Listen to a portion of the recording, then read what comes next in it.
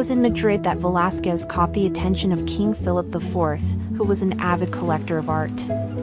In 1623, the king appointed Velázquez as his court painter, giving him a salary of 20 ducats per month and the title of Gentleman of the Chamber.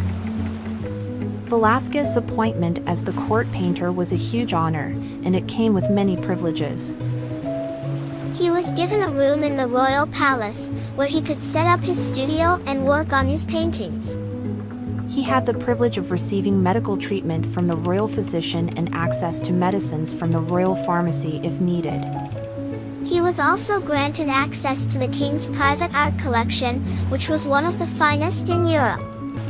Velázquez's many responsibilities at court were due to his close relationship with the king, who favored him as a painter.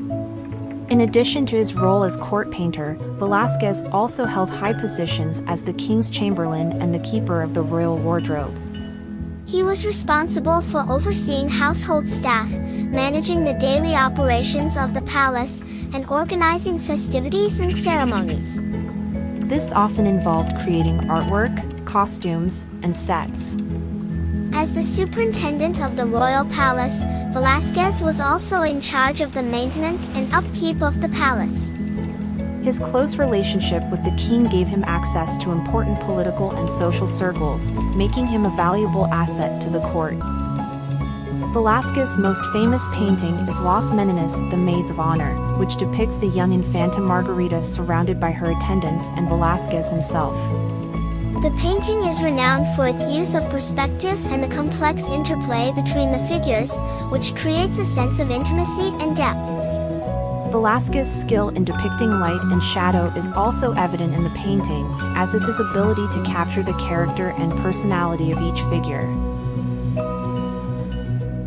Another famous painting by Velázquez is The Surrender of Breda, which depicts the surrender of the Dutch city of Breda to the Spanish army in 1625. The painting is notable for its use of light and shadow to create a dramatic effect, as well as for its detailed depiction of the soldiers and their uniforms. Velázquez's work was a major influence on later artists, particularly the Impressionists such as Edouard Manet, Edgar Degas, and Pierre-Auguste Renoir. His use of loose brushwork and his ability to capture the essence of a subject rather than just its appearance paved the way for a new style of painting. His legacy continues to inspire and influence artists to this day. Why did Velázquez paint so many portraits of the Spanish royal family? Because he had a king-size commission. Why did the Baroque aristocrats wear such wide skirts? So they could take up more space and assert their social status, of course. Why did the King of Spain commission a painting of his dog from a Spanish artist? Because he wanted a royal portrait of his best friend. Velázquez's life is reminiscent of a long climb, gradually overcoming the enormous distance that separates a painter's workshop from the position of a nobleman at the Spanish court. Due to the duties he performed at the royal palace, he had little time for painting. Nevertheless, he continued to create masterpieces until the end of his life. What can we take away from Velázquez's life? He showed us that with hard work and practice, we can become very good at something we love. He also showed us that it's important to be curious and always keep learning, even when we're already good at something. Velázquez's close relationship with the king and access to important political and social circles show us the importance of networking and building strong relationships in our careers.